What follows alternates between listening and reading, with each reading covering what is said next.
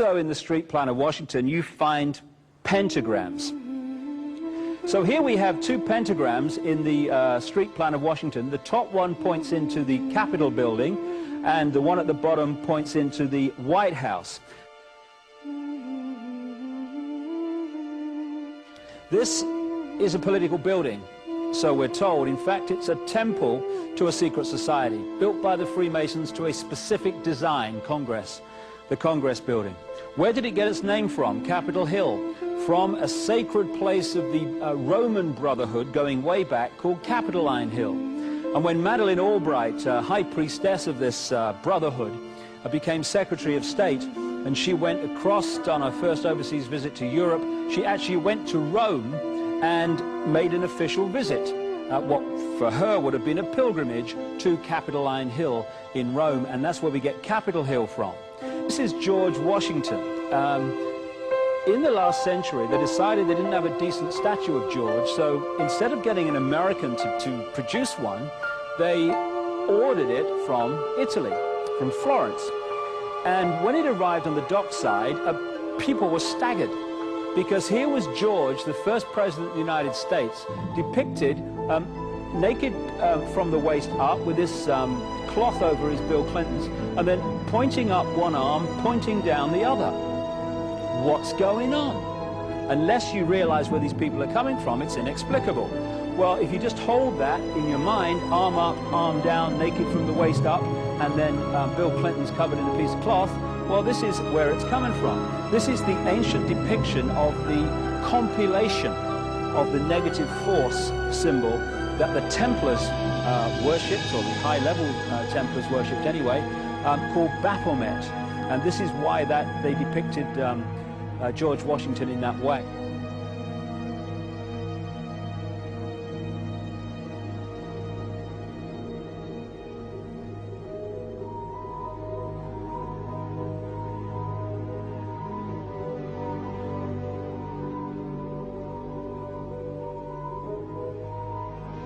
What has come to light is that it's now been, it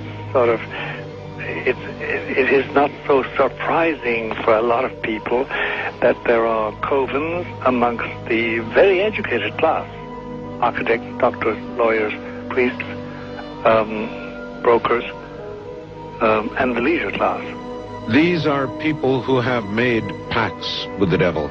That's right. It's really the best, the more accurate way of describing it would be that they have indulged themselves in the worship of the goat, of the prince, of the serpent, of Satan, of Lucifer, and they lead perfectly normal lives. They're jewel merchants. They travel. They're prominent in their own way, but they do have this indulgence. Father, here's a part of that I can never understand, that has never made sense to me, and that is, if somebody were to make a pact with the devil,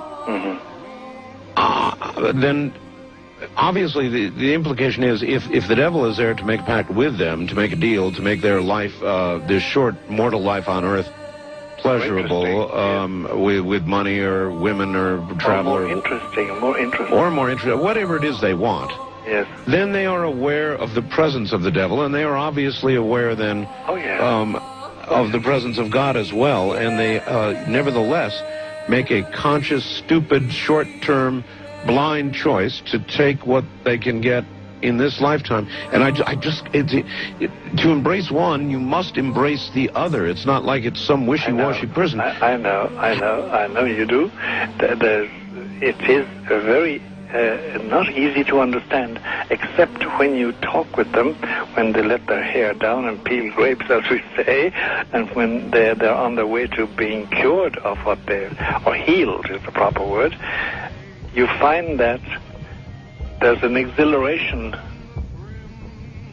and a satisfaction which is both sensual and sexual and mental when they really indulge in Luciferian worship.